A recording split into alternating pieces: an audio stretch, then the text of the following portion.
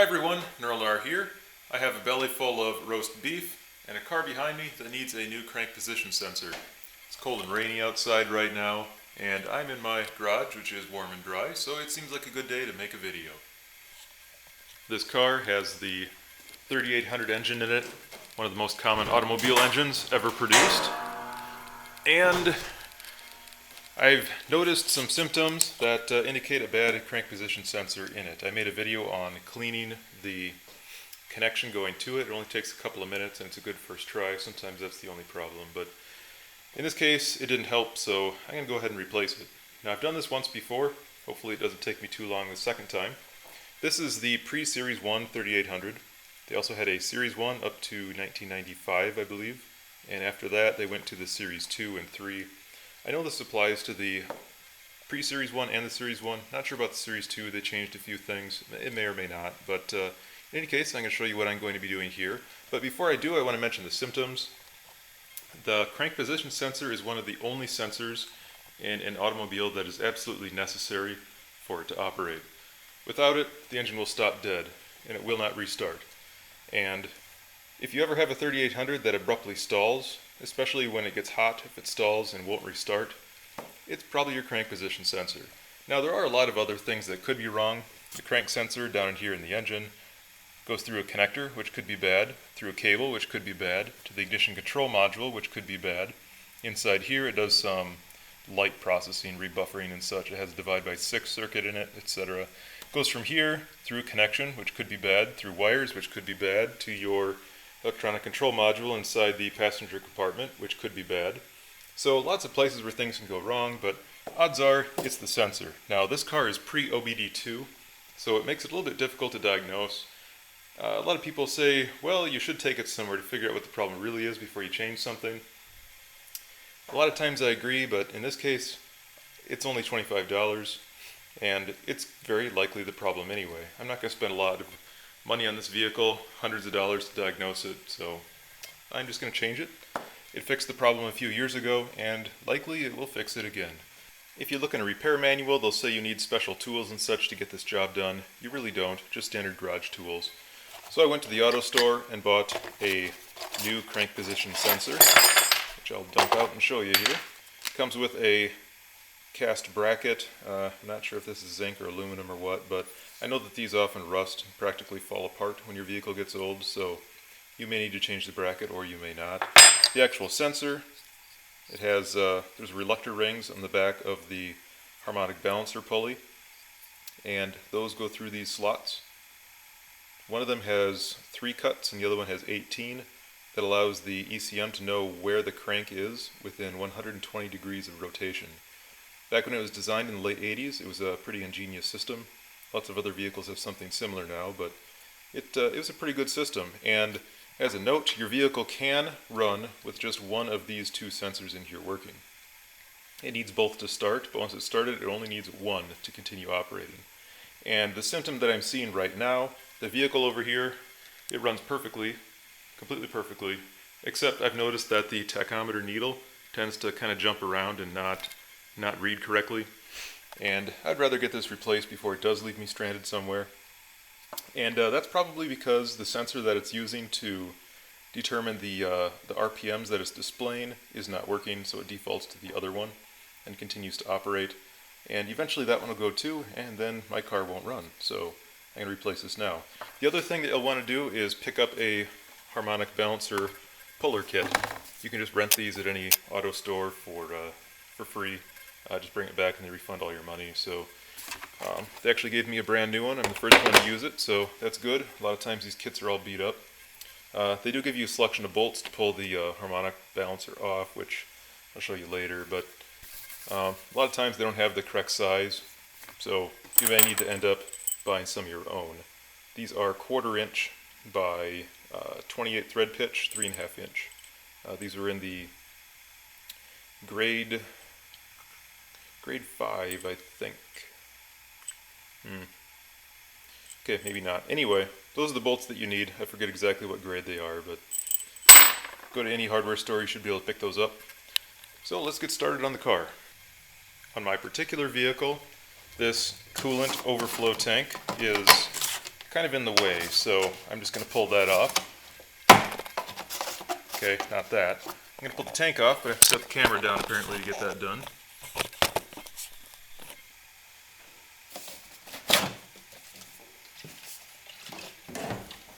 And just set that aside. Now we can see down in here, and the crank position sensor is down by the crankshaft, so this belt's kind of in the way, so I'm just going to quick pop that off too.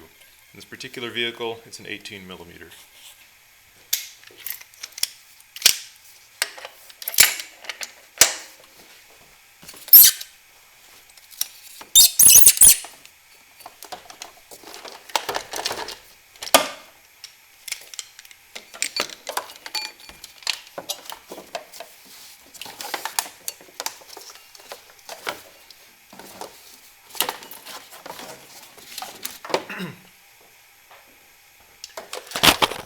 And while I have the accessory belt off anyway, I'm just going to check all of these bearings just to make sure that there's nothing wrong, because it's a perfect opportunity to. That one's not perfect, but it's good enough. I replaced this a while back, so that one's good. But if we look down into the bowels of the engine down here, engine bay, you can see that connector right down there. That is the crank position sensor. You can pull that off and inspect the connection itself, but to get to the actual sensor, it takes a little bit of work. First thing to do is to jack up your car.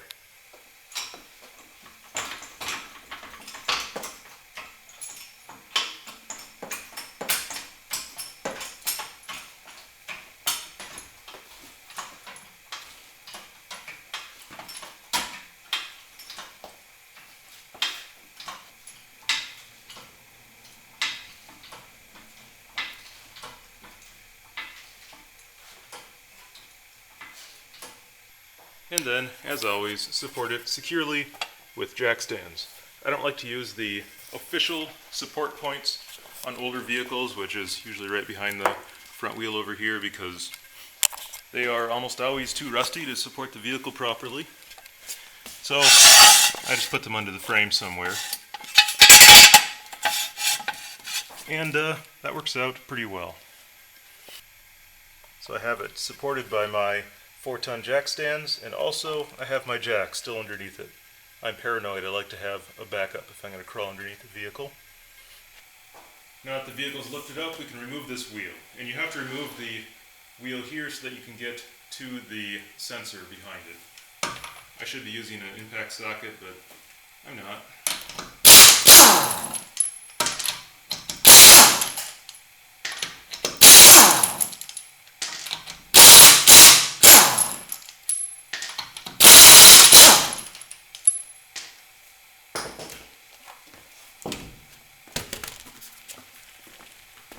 With the wheel removed, you have pretty good access to the harmonic balancer, the crank pulley, which is right behind this cover. Your particular vehicle may be a little bit different, but in this case, it's behind this plastic splash cover. Now, I don't have the proper tools to pull these pins out, so I'm just going to use what I have: a screwdriver and a pliers.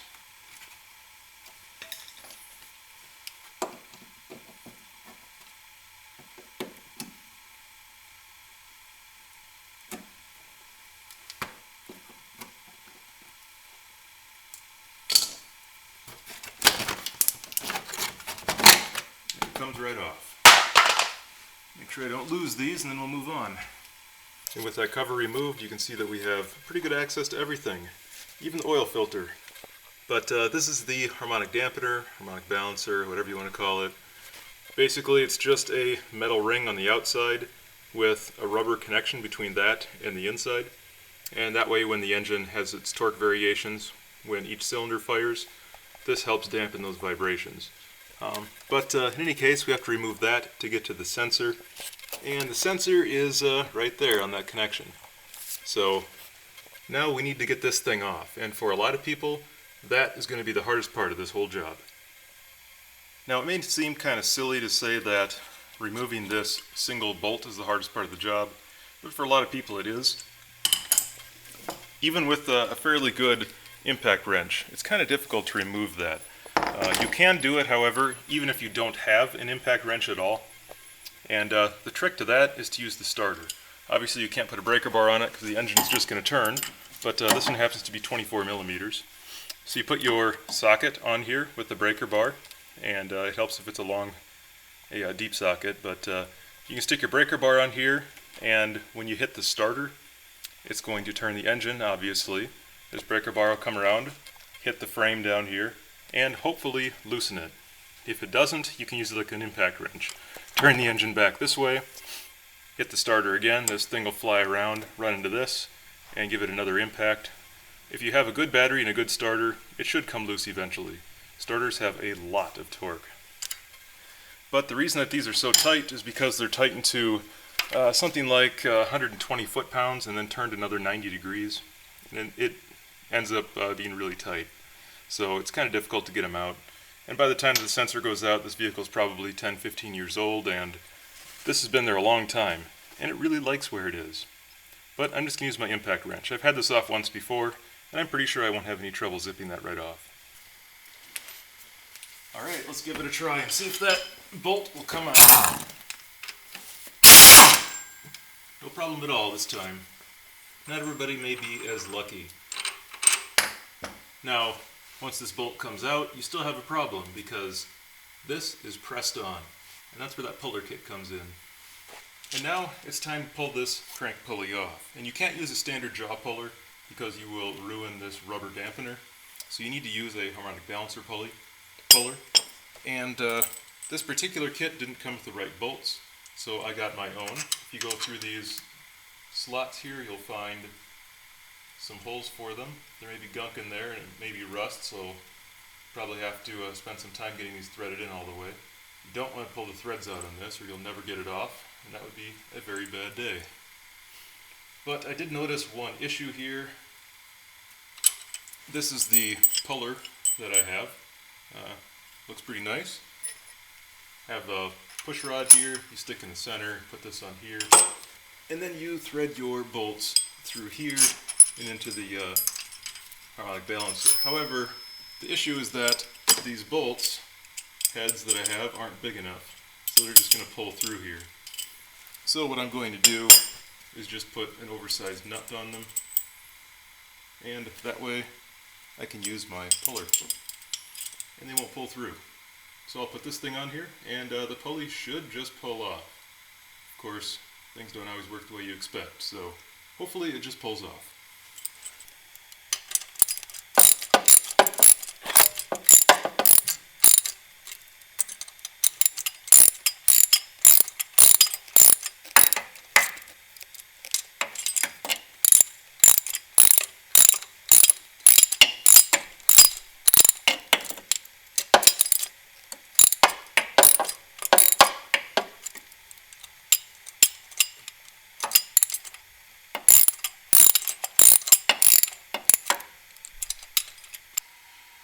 So I think I have that on my crank pulley well enough, and this particular one takes a 1/4 inch socket, so I'll put a 1/4 inch on there.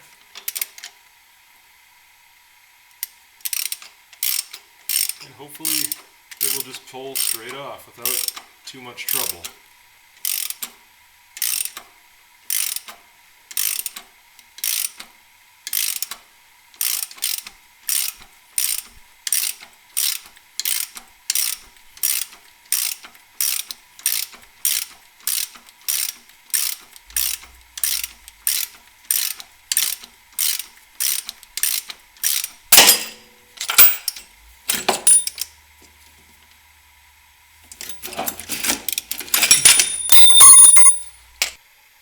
And this is what the harmonic balancer looks like. The crank pulley looks like outside of the vehicle. Here's the side you can normally see, and this is where all the actual work happens. You can see the 2 rings here. One has 18 teeth, the other has 3. Those are reluctor rings. They interfere with the sensor. The sensor goes in here like this, has magnets and such in it, so they need to have the correct spacing and everything to make sure that they line up properly. You can tell that there isn't a whole lot of play in here. And this goes around, it interrupts those magnets, and the sensor senses when those magnets are interrupted and sends that to your ECM. So obviously you want to make sure that these don't get bent. This is a rather heavy assembly, so if you drop it, you could ruin those. And this is the crankshaft with the pulley removed. You can see the sensor right over here, but there's also this plastic cover which is in the way, so you're going to have to remove that. And you can just pull that straight off with a pry bar or something. With that plastic dust cover off, you can see the sensor here, the bracket, how it's held in by 2 bolts. If that bracket is quite corroded, you probably want to replace that. If it's not too bad, you could just leave it. And the sensor in here, which is held in by 1 bolt here, which runs from top to bottom and squeezes the 2 jaws together, holding it in. So I'm just going to remove this bolt here. It's a standard 5/16 bolt, and that sensor should slide out. Well, here's the old sensor and the new one. They look pretty much the same. There doesn't appear to be any damage to either one. This is the old one and the new one. So I don't notice any separation on it. The connectors inside, they look pretty clean. I just cleaned those. So I'll just replace it, and hopefully that will fix my problem. I'm now underneath the vehicle looking from the bottom side up, and this here is the sensor. And those 2 reluctor rings on the crank have to go here. Now, unfortunately, the way this is designed, this just slides in, goes in and out without any sort of stop. So you can't just bolt it in, it has to be properly lined up. Now, if you look in a service manual for how to line this up, they'll have some special GM tool. You can also use feeler gauges to get it correct, but basically, if you have 2 people, it makes it easier. Have one person put the crank pulley on, and the person beneath with the light from above, checking to make sure that those go in the very center of these 2. And if everything's lined up properly, you can slide this further in, further out. Once it's all lined up properly, then you can tighten this cinch bolt down again. It's just me here today, so I have to do this job by myself. I can't show you this very well because the light oversaturates the camera, but you can see here those 3 fingers of the sensor and the reluctor ring right here. And you can see that the sensor has to slide in quite a ways to line up with, if I can get the light right, with those 2 reluctor rings. So I can just take this sensor, slide it in until they approximately line up. You can't see anything, but I can. And now I can push the crank pulley on a little more. I may have to put the bolt in to pull it in, and keep repeating that process until I can just see a little bit of light on both sides of these fingers, and then it's lined up. You don't really need the special tools. You don't need feeler gauges. Some people recommend using business cards. That works great, but I just do it this way. This seemed to work last time, and it should work this time too. I'm turning the engine over down here looking for any bent teeth, and it looks like there is clearance on both sides. I may want to adjust it just very slightly so it doesn't rub on the outer portion of the sensor, but it always amazes me on these old engines just how much compression there really is. This thing has 250,000 miles on it, and even turning it extremely slowly, it gets difficult to turn. You can hear it hiss and everything. Anyway, so this is how you can line it up without any special tools. Just look up from the bottom. You can see air on both sides, and you're good. Just keep turning that crank pulley, crank bolt on until it's tight, and then you can tighten up the cinch nut to hold the sensor in place, plug it in, put that cover back on, etc. Alright, we have the sensor lined up, and we're ready to go, right? Well, no. There's that cover down the floor, and that has to go on before the crank pulley. But when you put the cover on, you can't see if it's lined up properly anymore. So you can just do it this way, and this bolt isn't tight yet, so you can just pull that thing off. The pulley will pull off very easily, just like it did before. Then you can put the cover back on and reinstall the pulley. Alright, now that we have it lined up properly and the splash shield back on, now we can put this bolt back in here and pull that back on. Now, I would highly recommend to not use your impact wrench for this, but rather just a standard breaker bar or ratchet, wherever I misplaced it. Anyway, to pull this on and check and make sure that it's not rubbing on that sensor as it goes on, just in case something moved around a little bit. There's not much room for that to be adjusted properly.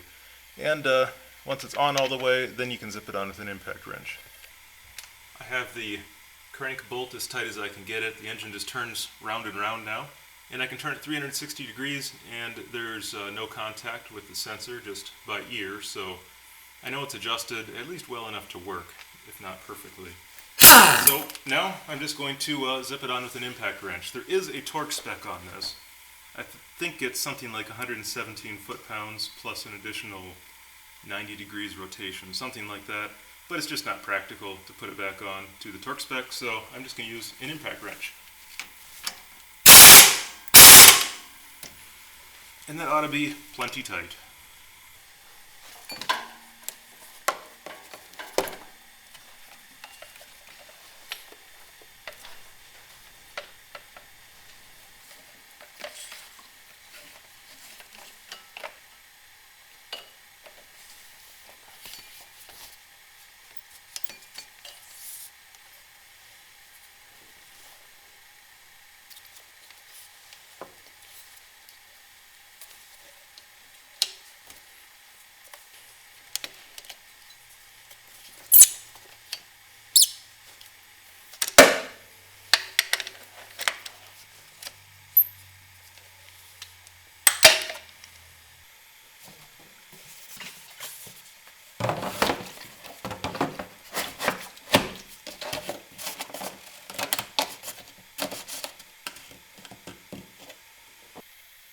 Now everything should be together well enough, at least for the vehicle to operate, and I would recommend before you put the wheel on, let it down off your jack stands, put the splash shield back on.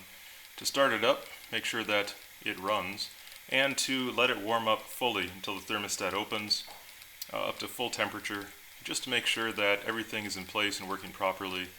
There's no good reason to go through all this work and then need a tow the next time you start up and drive. So past this, basically you just put everything back together, and that is pretty easy from here on out.